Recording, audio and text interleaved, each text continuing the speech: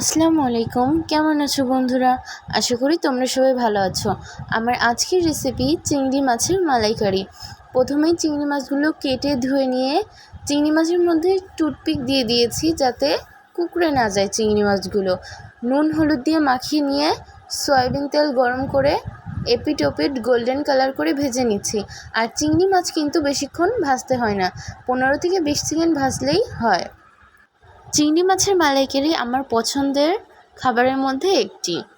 এর থেকেও বড় মাছ আমার বাবা বাজারে আনতে গিয়েছিল, বাট ওই দিন বাজারে পাওয়া যায়নি।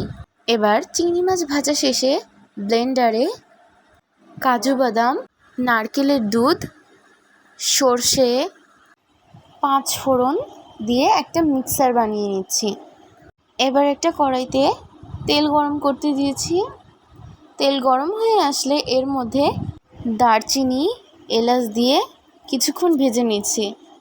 এবার দিয়ে দিচ্ছি পেঁয়াজ বাটা।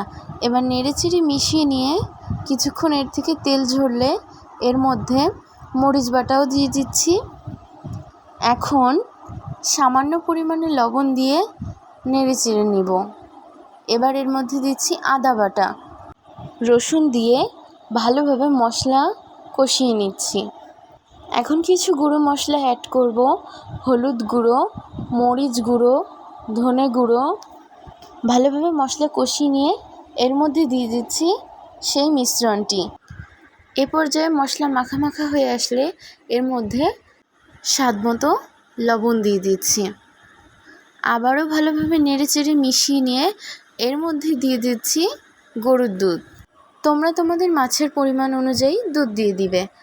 এখন কিছু সময় জাল করে নেওয়ার পর এর মধ্যে ভাজা চিংড়ি মাছগুলো দিয়ে দিব।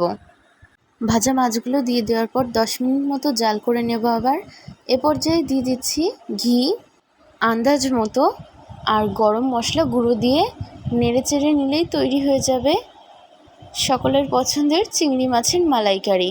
ভিডিওটি ভালো লাগলে প্লিজ লাইক, কমেন্ট আর সাবস্ক্রাইব করো আমার চ্যানেলটাকে। আজ এই পর্যন্তই। আবারও তোমাদের সাথে অন্য কোনো রেসিপি শেয়ার করতে চলে আসব। সবাই ভালো থাকবে।